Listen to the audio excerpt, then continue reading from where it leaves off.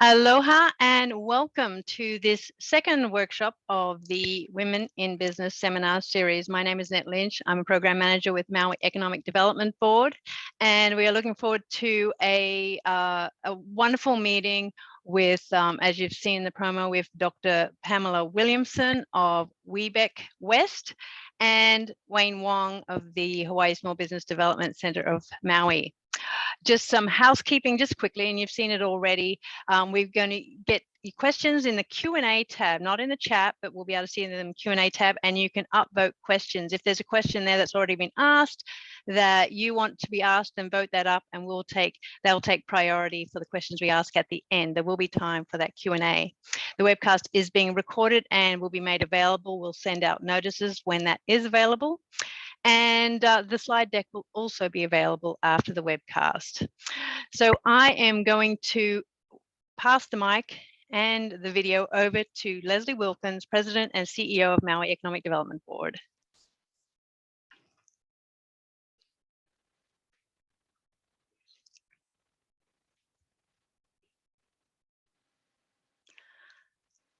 You're muted, Leslie.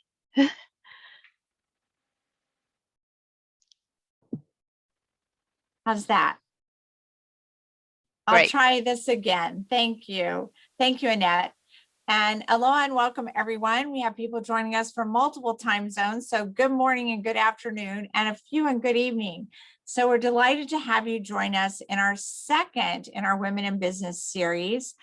We are so pleased to introduce a new partner today, the Women's Business Enterprise Center, also known by its acronym WBEC West, as well as welcome back a longstanding partner and good friend, the Small Business Development Center here in Maui and throughout the state of Hawaii.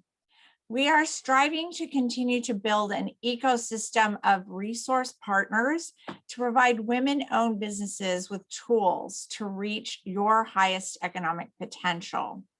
We do know that the pandemic has not been gender neutral. Women have been affected much more so than their male counterparts, as millions of women have come out of the workplace, are now rethinking career opportunities, and women-owned businesses in the service sectors were particularly hard hit. We also know in Hawaii that 40% of the businesses are owned by women in our state. Many women hold multiple opportunities to become certified, whether they're women-owned, they're minority-owned, and veteran-owned. So I hope you'll listen intently and find that you have a place in SBA minority-owned small business certification. We know that among those 40% of women-owned businesses in the state of Hawaii, most of them are very small, what will be called solo practitioners and cottage industry.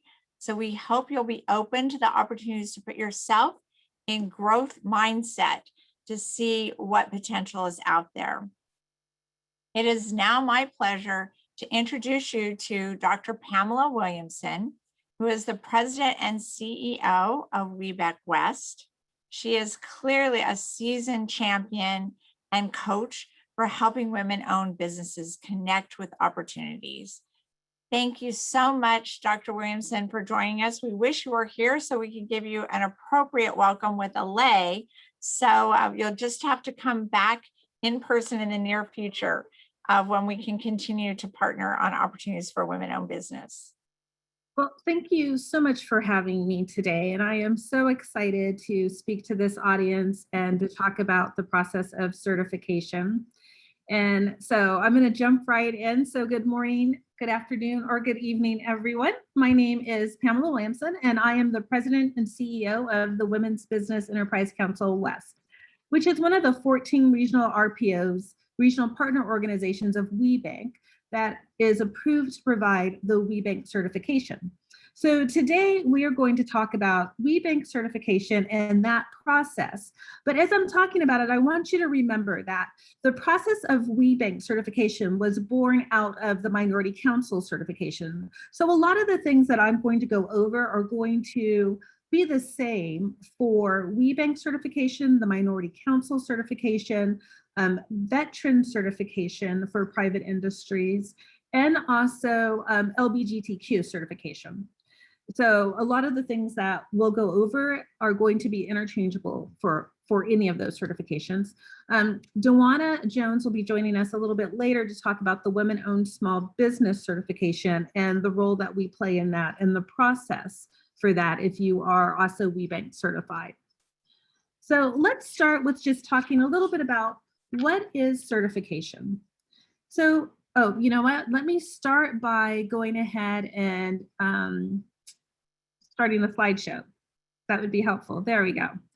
Okay, let's start out by talking a little bit about what certification is. So certification really is the process of verifying that you are who you say you are.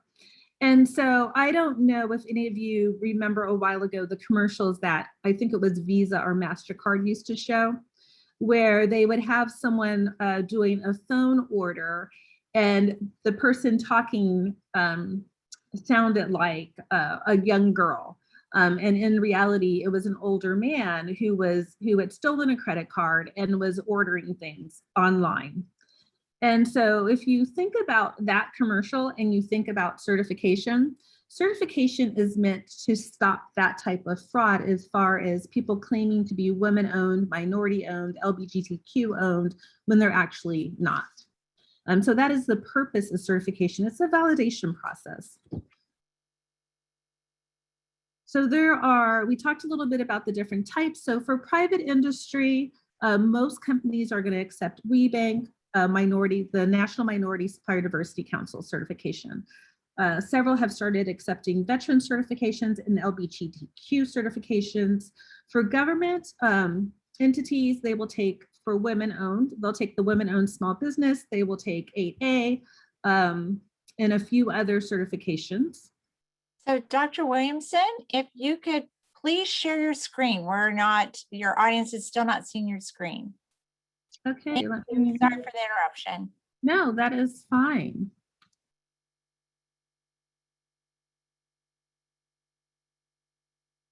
Okay, hopefully you can see it now. Are you able to see it now? Yes, we can. Okay, perfect.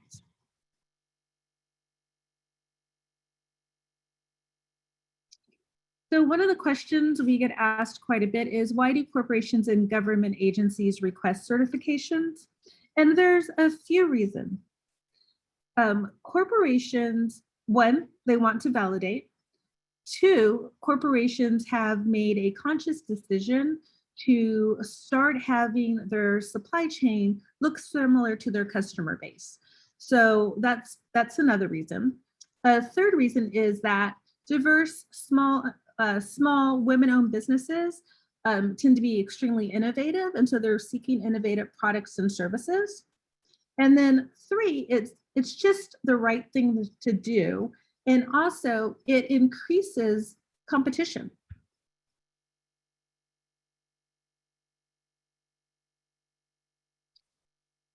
So I'm going to start by talking about the WBEC certification criteria. You know what, before I do that, I want to just take a quick survey, and you can do that just by raising your hand. Because from what I understand, the bulk of the people on this call today are interested in getting certified. And so there are some things that you have to consider before you decide to become certified. And one of the things is you really have to think about, does your business have the capacity to provide quality services and our products on large contracts or for contracts for corporations? Corporate, retail, and government contracts tend to be larger than those contracts to which many small businesses are accustomed. Your business must be prepared to demonstrate ability to deliver on larger contracts. Thousands of WBEC certified WBEs compete for businesses and do business with each other to build their capacity to pursue these opportunities. So the first question you want to ask yourself is, do you have the capacity to do business with large corporations? The second question you want to ask yourself when considering certification, especially for private industry, is, are you willing to share the details of your business, including capital investments, tax returns, and compensation records? the key piece, or one of the key pieces of the certification process, is the analysis of your proprietary documents to determine the eligibility of your business for certification. So you want to consider whether you're willing to share those type of documents with the certification institute. The third question you want to consider is, you have to be clear that WBEC certification, or any certification, is truly a marketing tool, and it doesn't entitle your business or guarantee your business any contracts, either from private industry or for government. And so if your business is certified, you have to be willing to invest the time and energy into developing marketing strategies that target corporations and government entities that may need your product or service. So if you said yes to any of those, then you're definitely in the right space to learn more about certification. So I want to talk about the eligibility criteria. So as you can see, it's ownership, operations and control, contributions, and independence.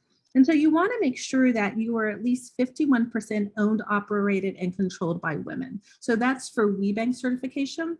For the Minority Council, they're going to look for documentation that you are owned and operated by a minority. And LGBTQ and veterans have a very similar ownership requirement. For WBEC, you want to demonstrate proof of female management and control of the business. The female must have unrestricted control. The female and have legal documents around the day-to-day operation. So that doesn't mean that the female has to be involved in every aspect of the day-to-day operations, but there should be policies and procedures in place that show that she has oversight of the day-to-day operations. The woman must hold the highest title in the company, and that we look for legal documents showing that. They must document evidence of the female contribution of capital in our industry expertise. So there are some times where a female has very little cash investment, but it's because of her expertise. And that will meet the requirement. You have, for WBEC, your status, you have to be a US citizen or a lawful permanent resident. For the women owner. And independence, the organization or the female owner cannot depend on an outside entity. So for example, when that comes into play, let's say that you own a print shop. Female owns it 51%, but all the equipment is owned by a male. Or we've had an example where female owns the company 100%, but there's a patent on a product that she's using that patent is held by a man. So without that patent or use of that patent, that female would not be able to move forward her business. There are a few things that we suggest that you do before you start the application process. So one of those must-dos is, regardless of what certification you're going after, go to that entity's website. So for us, you want to go to WBEC.org, or you could visit the WBEC West website. And you want to review that website because it will give you all the information that you need around the certification process.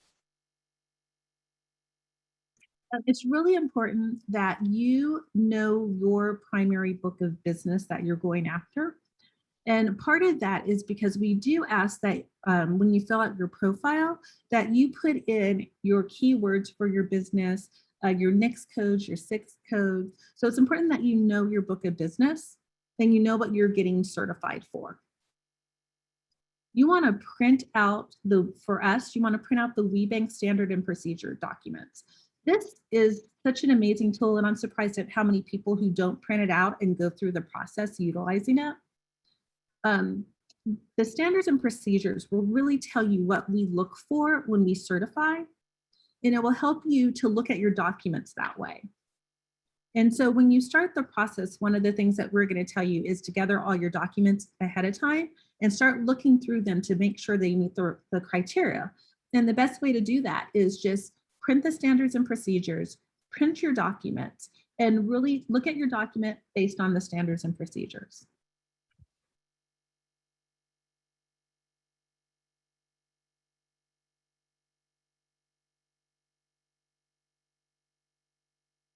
The other thing that you're going to want to do is within the standards and procedures, there is a list of what's required by your business structure. So there's a different list if you are a sole proprietor than if you are a corporation, if you're a limited liability company. So it's important that when you pull down the standards and procedures and you pull down the required documents, that you look at it from the structure that your company is designed with. Before I get into the actual nitty-gritty of the documents we look at, does anyone have any questions?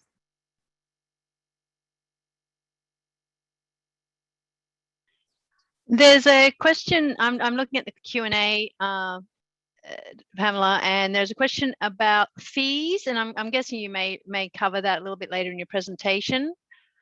I will get into fees, and our fees are based on your revenue. And so I'll get into that. And another one is whether women-owned franchises can apply for these certifications. So that's a great question. So franchises can apply for the application. The way that franchises are looked at, and there's actually in the standard and procedure manual, there's a section on franchises that you can look at. But we're still going to look at that control, right? So a lot of times in franchises, or I should say sometimes in franchise, that that company that holds the franchise, they might, let's say all the money goes to them first, and then they send you a check. That structure is not one that we would certify. So the way that, and there's another thing that happens with franchises. All franchise agreements are reviewed ahead of time. And so if you have a franchise and you're interested in being certified, one of the best things that you could do is send us an email, attach your franchise agreement, and say, you know what, I'm wondering if this meets the criteria for certification. So before you start the process, I would suggest that you send us that to look at. Any other questions before I move on? If not, I'm going to go ahead and start walking us through the actual certification process. So I mentioned before that you want to gather all your required legal documents. There's a few things that are important for you to know. So the first thing is that all the documents, we are 100% electronic process outside of the site visit. And even now, because of COVID, the site visits are done virtually. So what you're going to want to do is, again, I stress, don't start the application process, meaning don't go online and register or do any of that until you've collected all your documents. And the reason for that is because everything is timed so that you have so many days to get your documentation, all your documents in. But once you start the process, meaning that once you go in, start the application process, the clock starts ticking. So I always suggest to people to, one, again, print out the standards and procedures, two, collect your required documents. Once you have everything, then you want to upload everything into WBEC Link.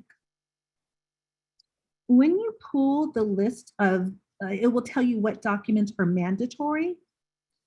If by chance, as you're going through the list and you see that you have something under, let's say you are a limited liability company and it's requiring a specific document and it says it's mandatory, if you don't have that document, you have to provide a written statement detailing the reason why you don't have it.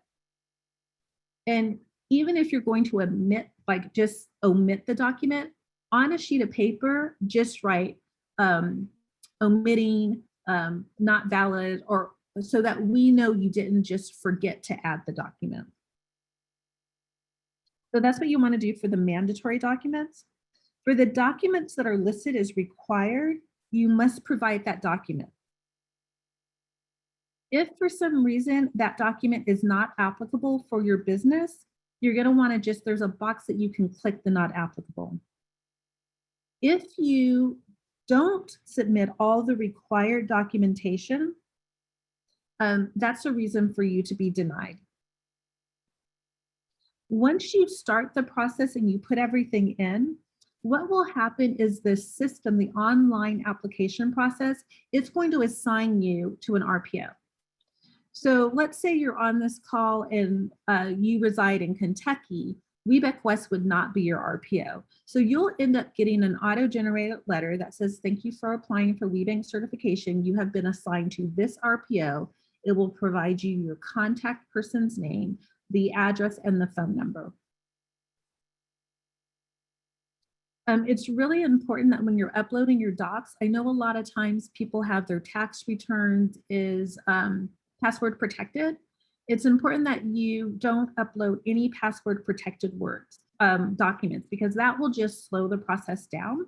And then but the clock is still ticking. So even though we're not able to get into your documents because it's password protected, and it might take us a week, that takes 7 days off of your processing time.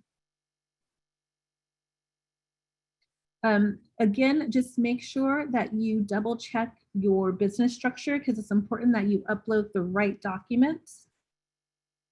And just as a reminder, all the documents that you submit to us are treated as confidential documents. And so we follow all the guidelines for HIPAA. So now that we've talked about just a little bit of the important things to know before you start the process, I just want to walk you through what the process is. Then I'm going to talk more in detail about the documents. So one, we've talked about that you're going to gather all of the required documents you need. Once we get, then you're going to review your legal and financial information. So you're going to make sure that you've provided all the mandatory documents that are your legal documents and all the financial information that we require.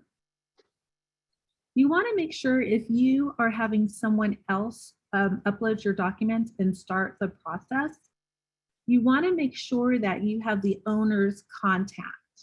And you want to make sure that you have them access WBEC link and that you put us on their safe list. So you want to make sure they go to WBEC link, or you want to add to your safe list, WBEC link 2.0 at wbeklink.org, because that's how we'll communicate. All of our communications, once you start that process, are going to come from this address. You're going to want to make sure that if you're not doing it yourself and you have someone else do it, you want to make sure that as the owner, that you review everything before it's uploaded.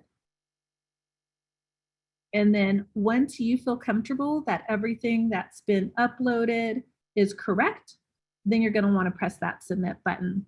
And the reason why it is so important that the owner review the documents, we've had situations where people have hired people to do their application, professional, and or they've hired someone, they've had their secretary do it. And no one knows your business like you know it. So it's really important that you go through it and just make sure that what's being uploaded is what you want to be uploaded, that the description is truly the description that you want.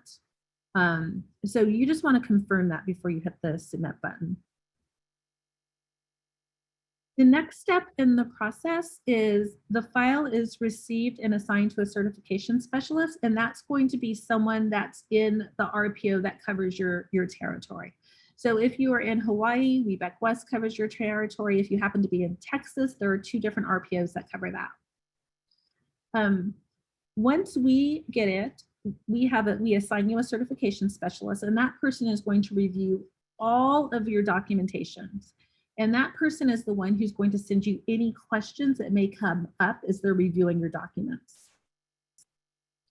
So there's going to be a lot of times if people review, follow the standards and procedures and submit, there's no Q&A that happens between the certification specialist and whoever the contact person is for the file.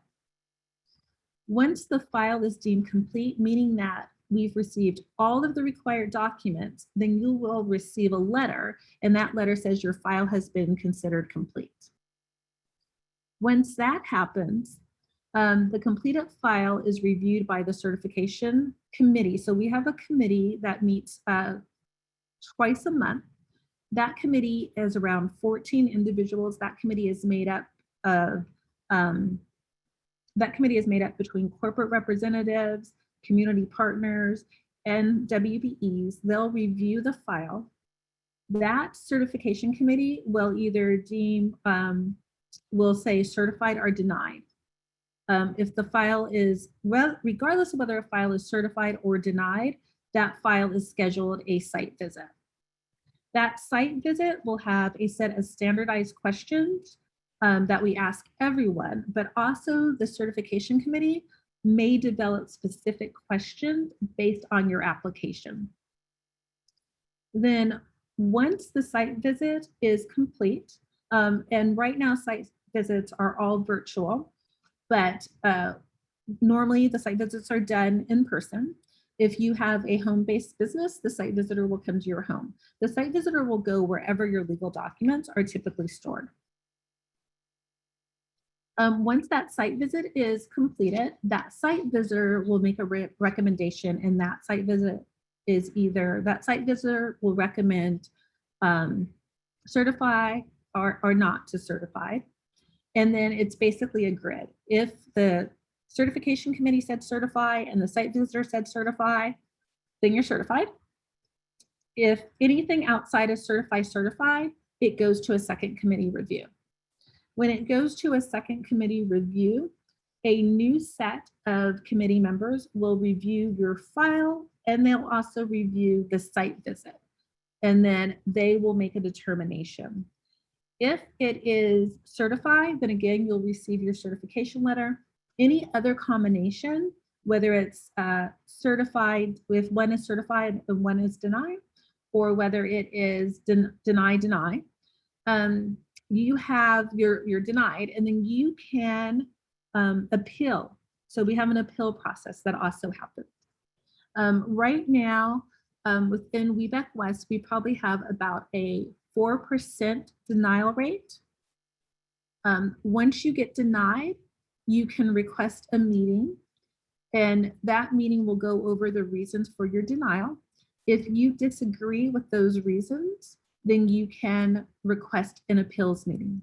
The appeals meeting is the appeals committee is made up of anywhere between 3 to 5 individuals that will review your file, the notes from the original certification committee meeting, and the notes from the second certification committee, and the site visit. They will schedule a time to meet with you where you're able to talk about the reason why you feel the deny was not accurate. They will then take into consideration the meeting they've had with you, all the documentation, and they will make a determination of whether they want to overturn the denial or whether they want to uphold it. If they uphold the denial, you still have another denial. You still have another appeals process, which is the WBEC National Appeals process that you can go to. Any questions before I go back up and start talking about all of the documentation that's required? Let me look in Q&A real quick.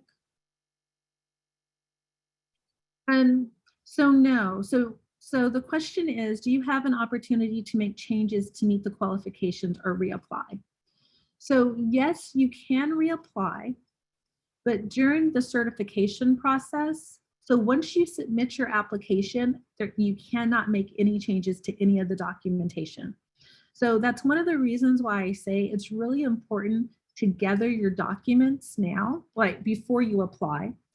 Then as you're gathering your documents, and if you see something that's askew, so there's something in your paperwork that might not meet the standards and procedures, and you have a question about it, that's the perfect time to call whoever your RPO is. So if it's WBEC West, it's the perfect time to call us, because we will then tell you, we will say to you, oh, well, the reason why is this, And then you have an opportunity to make those changes. But once you click the submit button, we're not able to provide you any feedback on your documentation or any guidance on your documentation. Another question was, does the application need to be working 100% for their business only? For WBEC certification, no. And that's a different conversation for WOSB, for government certification. But for WBEC certification, you do not have to be working 100% in your business. And so we have a lot of women that are certified that might only work, 50% or 20% in their business. What if the applicant owner also has a job outside of the business? That is fine. There might be questions that come up in the site visit that the committee has regarding that, but that is not a barrier to certification for WBEC.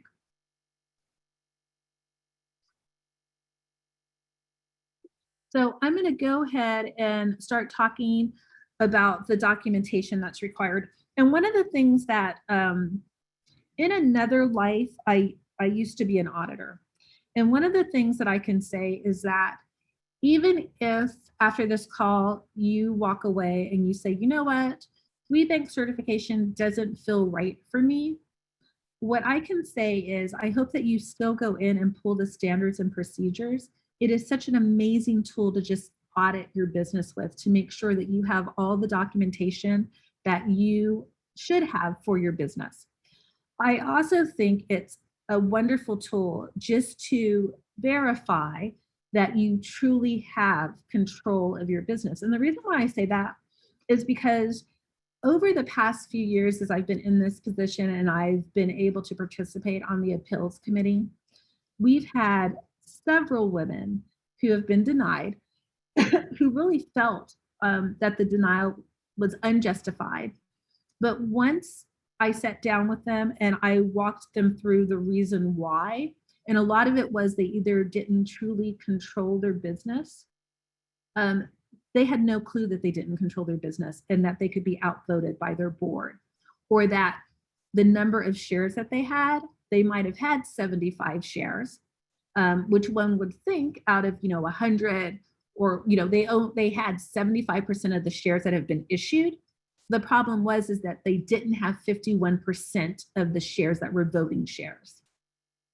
And so I just believe that this process and the tool is such a great tool just to audit, to make sure that you do truly control your business and that you truly own your business, because there's certain designs which might look like you own your business, but because of all the shares that have been distributed and the type of shares that have been distributed, you might not really own the percentage that you think of your business.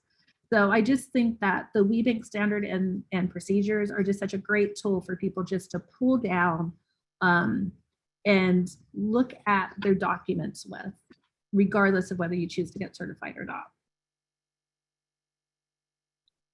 So Fred said they are not finding the standards and procedures is a downloadable document.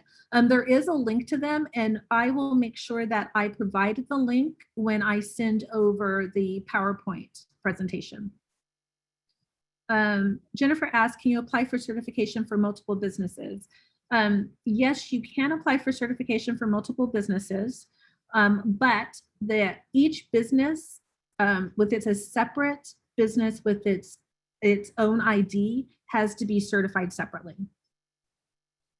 The other question is, startups don't have years of tax returns, can they still apply? I'm going to cover that a little bit later, but the quick answer is yes, you can. We require 3 years of business taxes. If you don't have business taxes, then it can be 3 years of your personal taxes. So I'm going to get into, when I talk about gathering all the documentation, what that looks like. So we do require that you have a sworn affidavit that basically just does require to be notarized, but right now due to COVID, it is not a document that we're requiring to be notified. So that's one of the first things that's going to pop up is that sworn affidavit. It has to be signed by the majority female business owner, and typically in non-COVID times, it would need to be notarized by an authorized notary. The other document is the WBEC Link 2.0 user agreement. That has to be signed by the majority female owner.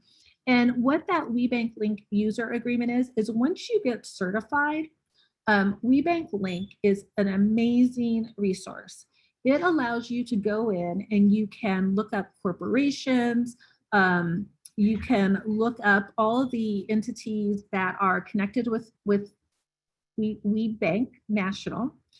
So it's just a great resource to connect with corporations and also to connect with other women business owners. Just a reminder is that there is a non-refundable process fee. That fee is paid for online. It can be paid by credit card, or you can, if you pay by credit card, as soon as we get your application, then we start working on your file. If you choose to mail in your payment, then we won't start working on your file until we get the check. We do require that you provide us a history of your business.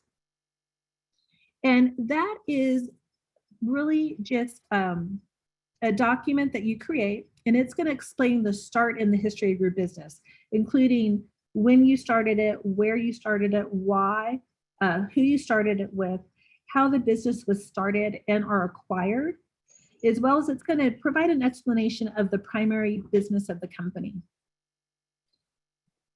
If in your state you or your business requires a professional license or a business license, you're going to need to provide that to us. We do require resumes of all owners, boards of directors, and key management team. And remember, we're looking for a resume, so not a biography. And the resume should cover related professional experiences. So remember earlier I talked about, we want to make sure that you have the expertise and knowledge. That's where we look for that, is in your professional, in that resume. We're going to look for that experience in that resume component. Owner's eligibility. So we want to know that you are eligible to be WBEC certified. And so for that, the documentations that we require that you provide us, we want evidence of gender of the female owner. That could be a copy of your passport, your US birth certificate, your driver's license. We also want evidence of US citizenship. Again, passport, birth certificate, naturalization paperwork, permanent legal residence card. So those are the things that we are going to look for to meet that in that section. For the financial, so you remember earlier I talked a little bit that we do want to know financial information from you. So, and this is going to be mandatory. So we are going to look for a profit and loss statement that aligns with your most recent tax return. So again, if you're a new business and you don't have, 3 years of business taxes, or you only have 1 year and 2 year personal, we're just looking for 3 years. But no matter what, we want your profit and loss statement. We want a balance sheet that aligns with your most recent taxes that you've submitted to us. For a new business that has been in operation for less than 1 year, you want to submit your opening balance sheet. I talked a little bit that we are going to ask for 3 years of federal income tax returns. And those are the ones that you have filed with the IRS. And it includes current and past 2 years of federal income tax for the business with all schedules and statements attached. So we want your full tax returns. Again, if you're less than 3 years, you can substitute your personal federal income taxes.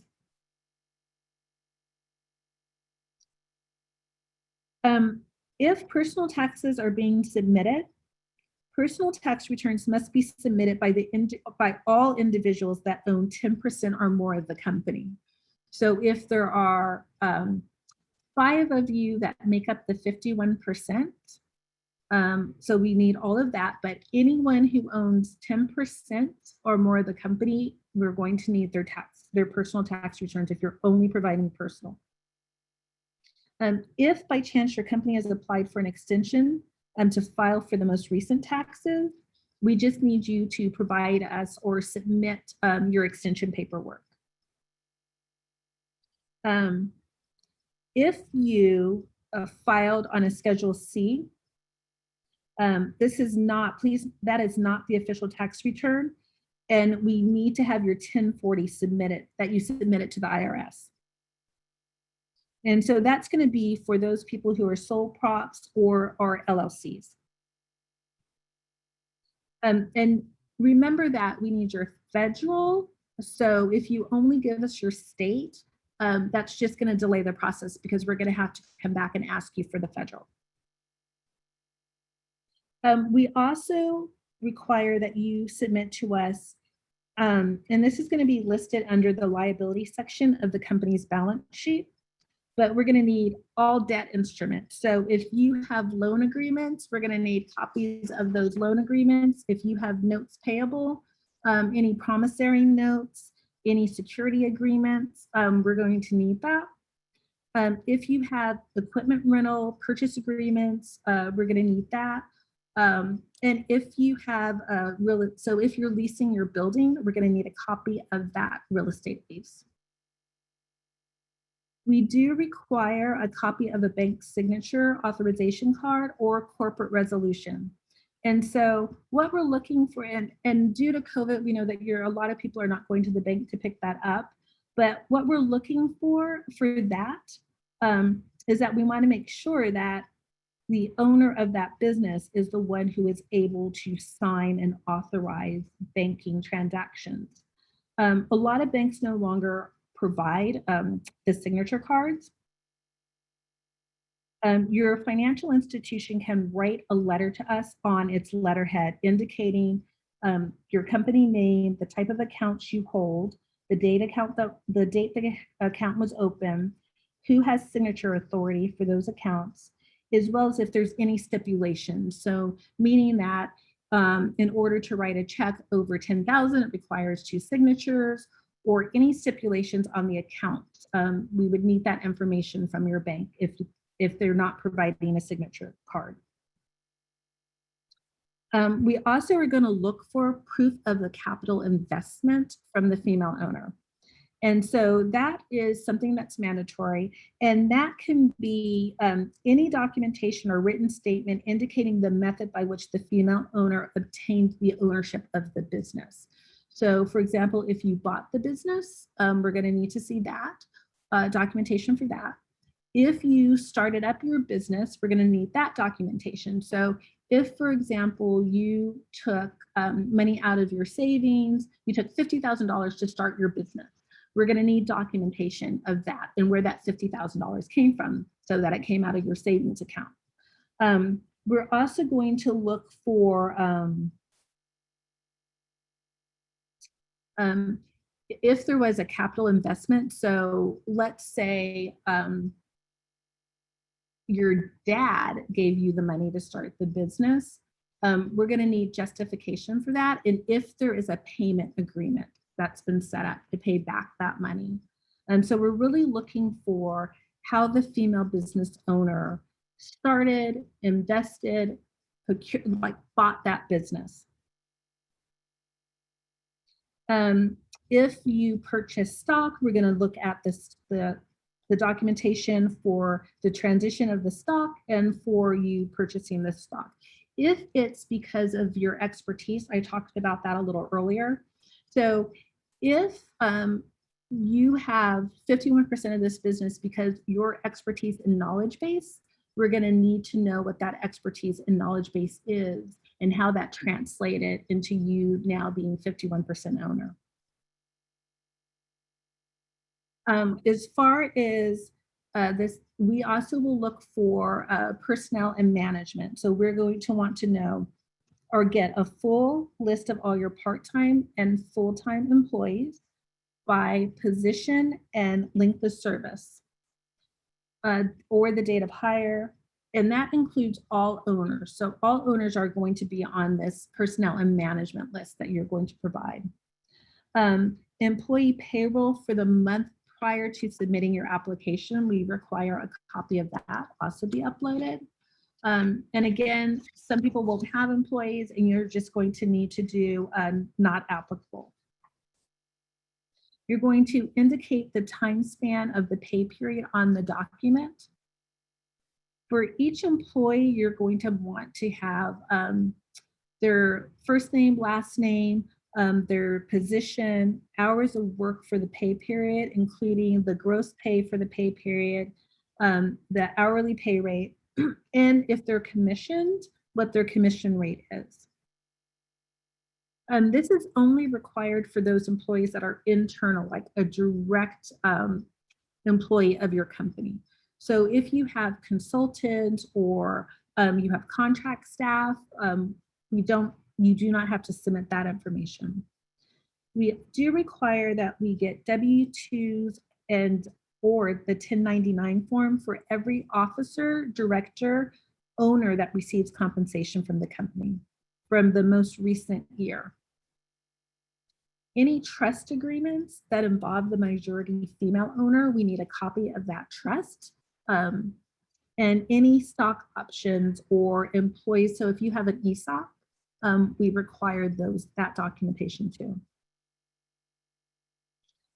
If you have any management consulting agreements in existence, any agreements with individuals or vendors who are providing management consulting services to the company, we want to see those agreements. And if those agreements influence management or the operations of the business specifically. We don't want to see your client agreements that you have. Only those agreements that impact your book of business or have a direct correlation to the management of your business. Service agreements that influence the day-to-day operations, including the production or distribution of applicants' companies' products or services. We need to see those. Any affiliate or subsidiary agreements. So if you have another company that has a percentage of stock of your company, so any company that owns 5% or more of stock in your company, we will need to see those type of agreements.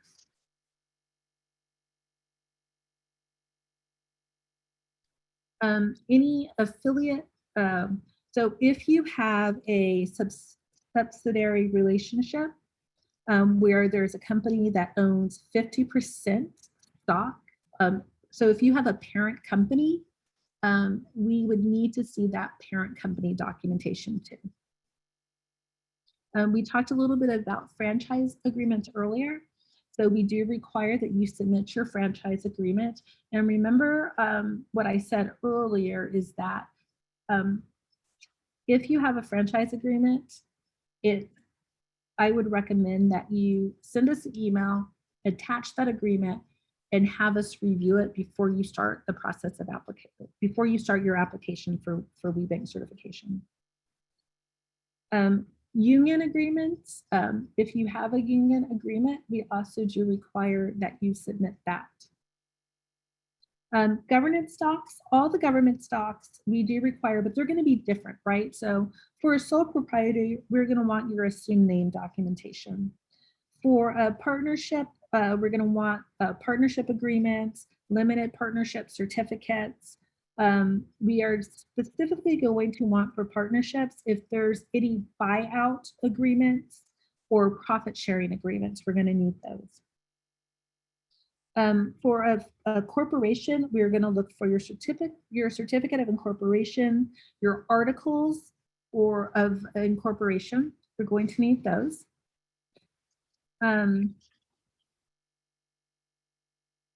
Your bylaws. We're going to need a copy of your current bylaws. And if your corporation is designed where your bylaws are amended by the minutes, we will look for, we are going to want the minutes of your board meetings that indicate any changes that have occurred in your bylaws. We'll need minutes from your shareholders, your first organizational shareholders meeting, your first board of directors meeting, Any minutes from shareholders that establish the current ownership of the company.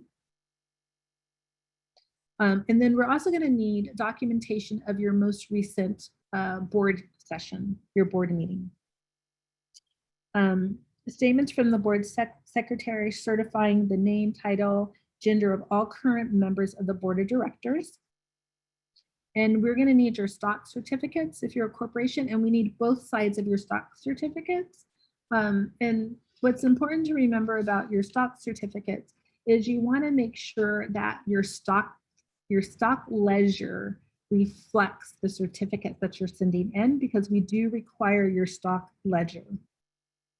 And that if all stock issued, and that's going to include anything that's been voided. So if your stock has been voided or canceled, we're also going to need that, because we, again, compare the stocks that you submit with the stock ledger that you're sending in. Any voting agreements, we look for that. Any advances made, any monetary advances made to any of your shareholders, we will look, you have to submit that. Limited liability companies, we are going to, again, look for the certificate of ownership of the organizational's existence. We're going to look for articles of organization. We're going to look for your LLC and your operating agreement. So not all states require an operating agreement, but they typically require something. So if by chance your state doesn't require you to have operating agreements, there's normally a document that you fill out and you submit to the state, and that's the document that we're going to look for. And for LLCs, again, we're going to need to get a list of all the members and any advances. So once you collect all of those required documents, you're going to want to, again, pull up the WBEC standard and procedures and run it through those documents. So you're going to want to just, take your bylaws, pull up the standard and procedures, and make sure that all the elements that we are looking for are in your bylaws. Your stock agreements, the same thing, your stock ledger. So all of those things, you just want to make sure that you have all the pieces and the information that's required by WBEC standards. Any questions before I go on? I know it was a lot of information.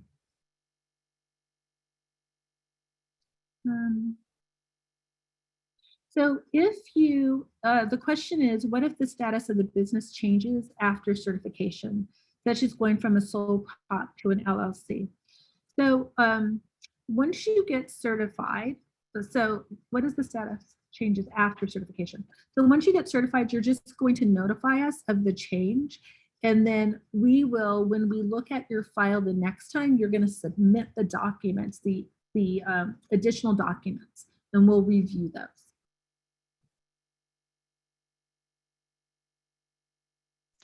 Hi, Pamela. We've got a question in the chat. We would love to know, we'd love to have some info on how once businesses are certified, that you also connect your member businesses with your corporate members looking to diversify their vendor contracts. Sure. So I'm just going to zip through because I know we're running out of time. Here is the fee process.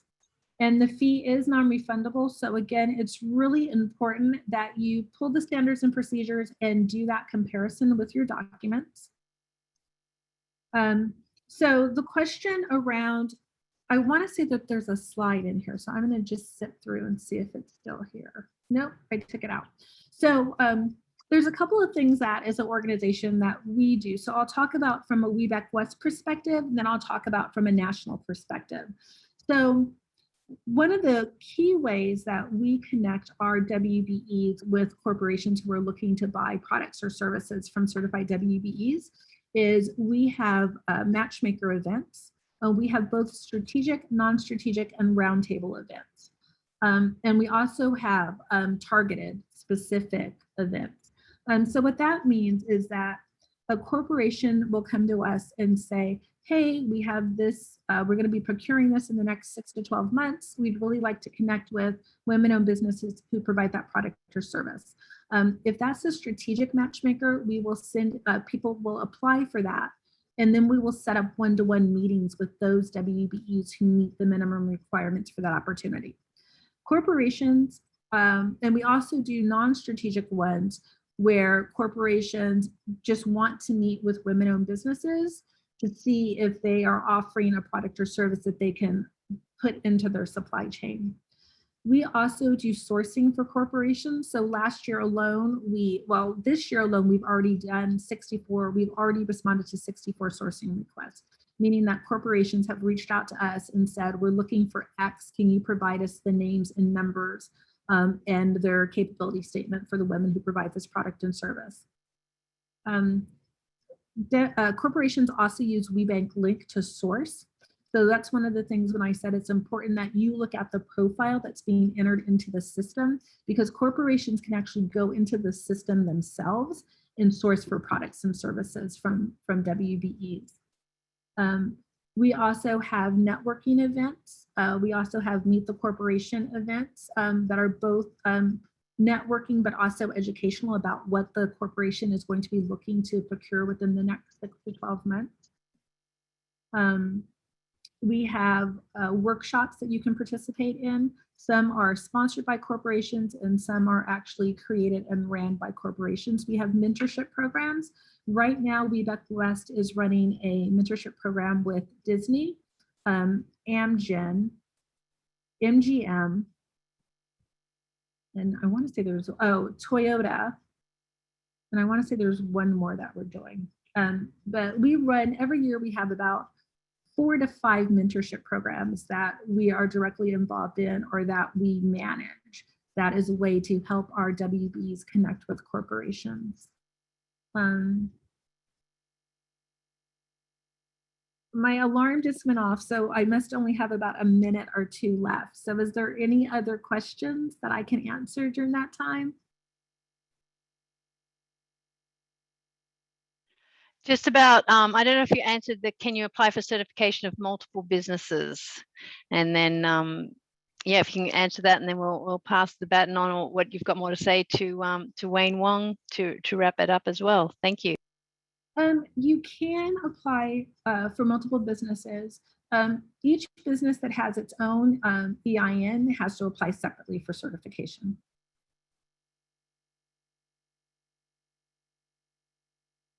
And so if there are no more questions for me, I think I'm going to say thank you and I'll pass it on. Thank you so much, and there is so much information there, and I'm sure there's more. But thank you for being able to wrap that up in and eloquently get your message across. And I'm sure everyone will be looking forward to seeing the slide deck and following up with those resources. I'm going to pass the mic through to Wayne Wong, Director of Small Business Development Center here on Maui. Over to you, Wayne. Great, thanks. So what I'm going to do is actually provide you with what the SBA, who is sort of behind this women-owned small business certification, what their viewpoint is, as well as then touch a little bit about what's available locally here in Hawaii. So we're going to go pretty fast, and so I thought I wasn't going to present slides, but maybe I'll have these slides just to guide you, and then make the slides available so that you can have the URLs. Okay. So let me see here. Okay, so again, we're talking about the women-owned small business certification, which gives more opportunities for government contracting to entities owned and operated by women. Big change in the certification as of October of last year. In order to obtain your certification and retain the certification, you're no longer able to self-certify, which used to be an option.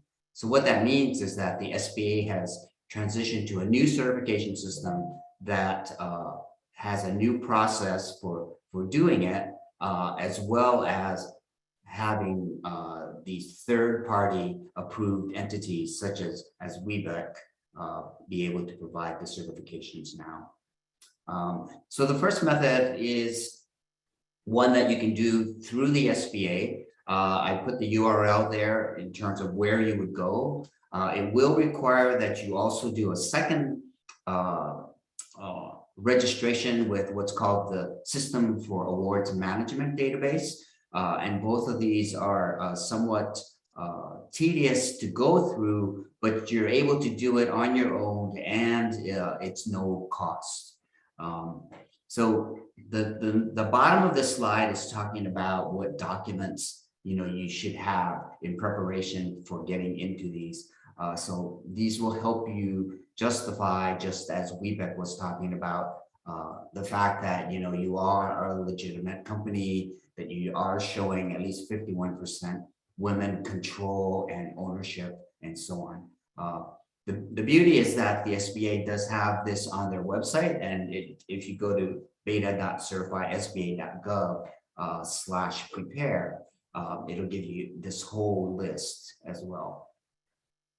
The other thing is, so if you're not going to go through the SBA, then there are these 4 approved organizations that will allow you to get a women-owned small business certification. And then if you are kind of noticing, WBEC isn't exactly what's on there, but WBEC is the regional manager for the Women's Business Enterprise National Council. So again, these are your 4 approved options for getting certified outside of the SBA's process. And then here are resources. And again, these are things that if you're gonna try to attempt to do it on your own, these are all the different things. I mean, they always tell you just go to sba.gov, but it helps to know what the actual internal URLs are. So there is a whole thing that talks about the program. There's a frequently asked section. There's certification options table, which is basically there are other certifications you can have, such as 8A and so on. And so how does that affect getting a women-owned small business certification? And then finally, another really nice thing that helps out is the women-owned small business document checklist. So all of the sort of things that you heard about WBEC asking for, the SBA has a list of all of those things that you need to be prepared to present in order to go through the certification process. And then finally, locally, it's sort of like, well, who can help me out here? So even though these organizations do not do the certification, like myself for the Hawaii Small Business Development Center, we know a lot about it and we can point you to the correct ways. And then for those that choose to do it themselves, we spend a lot of time helping people get through the SAM registration as well as the self-certification process. So it's the Hawaii Small Business Development Center, of which there's 1 in each island. There's the Patsy T. Mink Center, which is the Women's Business Center on Oahu. So that is a really nice resource for women-owned businesses. There's the Veterans Business Outreach Center of the Pacific, which is kind of stationed out of Hilo. But again, for veterans that are looking to get their certifications, here's a resource that they can help you and point you to the right places. And then there's SCORE, which is another SBA-sponsored advising group. And so that's it. That's sort of what I'm covering. It's just providing the SBA perspective and then what's available locally. Thanks. Thank you, Wayne, and a very important perspective. And we'll be making sure that all those slides are shared with everybody, both Wayne's slides and Dr. Pamela Williamson's slides, so that you have that information. And we also have some contacts for you as well. So I don't see any more questions. So thank you for wrapping this up in pretty good time. We just went over the hour. Thank you to everybody for joining us. Let me just quickly share my screen for these details. So we do have contacts for you for Dr. Pamela Williamson and WBEC West. Gary Olberts is a consultant with MEDB, and he and also Frank Dorego Jr., our Director of Business Developments, can also help with resources if you need that personal attention. And of course, Wayne Wong is a fabulous resource. So, you know, if you need help in the process of being certified, then don't hesitate to reach out and get that help. And finally, a big thank you again. We do ask for your feedback. So you'll see a link in the chat with that link to SurveyMonkey. We'll also send it out in an email, as well as links to the resources, and help us to keep improving our services for you, and to make sure that we're providing content that you really need for your business and your success. So thank you so much. Look out for those emails, those links, those resources. We'll also share the replay from the first series. We've got a few questions about that. Is that available? Yes, the replay is available. And that gives you a little bit of background information of why you want to actually go ahead with this certification. So with that, thank you very much for joining us, and a hui ho. Until we meet again, we'll send you further details of our next part of the series. Aloha.